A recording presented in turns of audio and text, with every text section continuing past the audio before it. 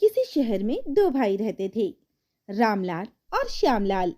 रामलाल बहुत अमीर था, उसके पास जीवन की हर सुविधा थी।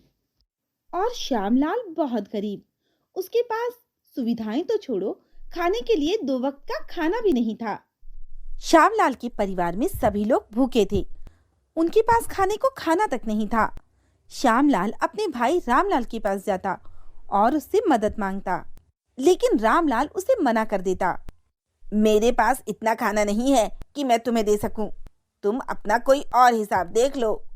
अब श्यामलाल परेशान हो गया और उसी परेशानी की हालत में वो जंगलों की तरफ निकला। उसने देखा कि रास्ते में एक बूढ़ी अम्मा एक लकड़ी का गट्ठा लिए बैठी हैं। वो लकड़ी का गट्ठा बहुत भारी था।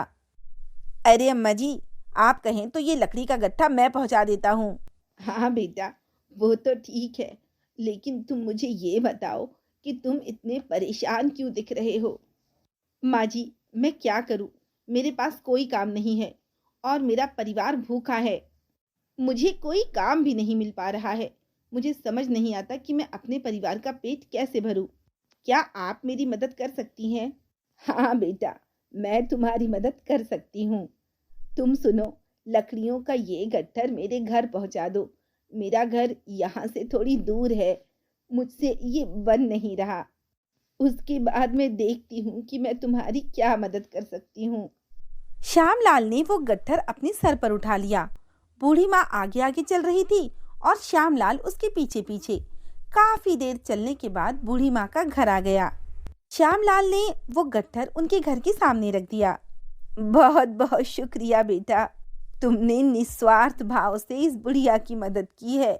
भगवान ने चाहा तो मेरे आशीर्वाद से तुम्हारी गरीबी दूर हो जाएगी।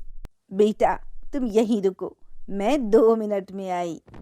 बूढ़ी अम्मा अंदर जाती है और अंदर से एक कटोरी में खीर लेकर बाहर आती है और उसे देते हुए कहती है, ये लो बेटा, ये खीर अपने पास रखो। जब तुम यहाँ से वापस जाओगे तो जंगल की बाईं तरफ जाना, वहां तुम्हें 3 आम के पेड़ दिखाई देंगे।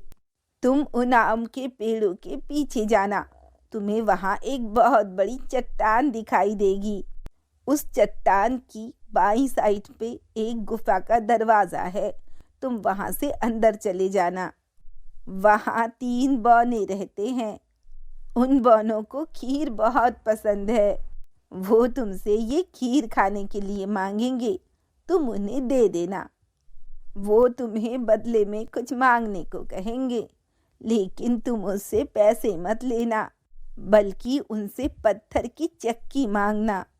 श्यामलाल ने अम्मा से वो खीर ले लिया और जंगल की तरफ निकल पड़ा।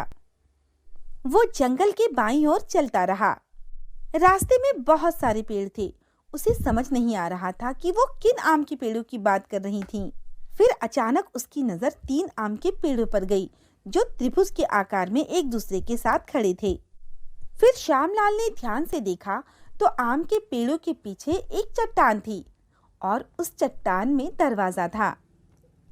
श्यामलाल उस दरवाजे से अंदर चला गया। थोड़ा अंदर जाते ही उसे 3 बौने दिखाई दिए। बौनों ने उनके हाथ में खीर देखी तो वो बहुत खुश हो गए। अरे वाह, खीर! अरे अरे, ये खीर मुझे दे दो, तुम इसके बदले में हमसे जो चाहो हम तुम्हें वो दे देंगे। हाँ, मैं आपको ये खीर दे दूंगा, लेकिन इसके बदले में मुझे आप लोगों की पत्थर की ये चक्की चाहिए। क्या कहा? पत्थर की चक्की? तुम्हें मालूम भी है ये चक्की कोई मामूली चक्की नहीं है, बल्कि जादुई चक्की है। हाँ, पर मुझे यही चाहिए। अच्छा ठीक है, इस खीर के बदले तो तुम ये भी ले जाओ, लेकिन हाँ, एक बात याद रखना, ये चक्की जादुई चक्की है। इससे तुम जो कुछ भी मांगोगे ये तुम्हें देती जाएगी। जैसे ही तुम्हारी जरूरत पूरी हो जाए, इस पर लाल कपड़ा डाल देना, ताकि वो तुम्हें चीजें देना बंद कर दे। अब श्यामलाल वो चक्की लेकर घर आ गया। श्यामलाल ने देखा कि उसकी पत्नी और बच्चे भूखे बैठे थे। श्यामलाल ने चक्की जमीन पर रखी और बोला, चक्की चक्की दाल निकाल। इतना कहते ही चक्की से बहुत सारी दाल निकलने लगी। फिर श्यामलाल ने उस पर कपड़ा डाल दिया और फिर कहा, चक्की चक्की चावल निकाल। अब चक्की ने बहुत सारे चावल दे दिए और श्यामलाल ने उस पर फिर से कपड़ा डाल दिया। श्यामलाल ने ऐसे ही बहुत सारा अनाज निकाला और उसे बेचकर वो अमीर हो गया। रामलाल को श्यामलाल पर शक हुआ और उसने छुपकर वो चक्की देख ली और रामलाल चक्की चुराकर अपने घर ले आया और फिर कहने लगा, चक्की चक्की नमक निकाल। इतना कहते ही चक्की नमक निकालने लगी, लेकिन रामलाल को उसे बंद करने का तरीका नहीं आता था। चक्की नमक निकालती गई और निकालती ही गई और लालची रामलाल उसमें दबकर मर गया।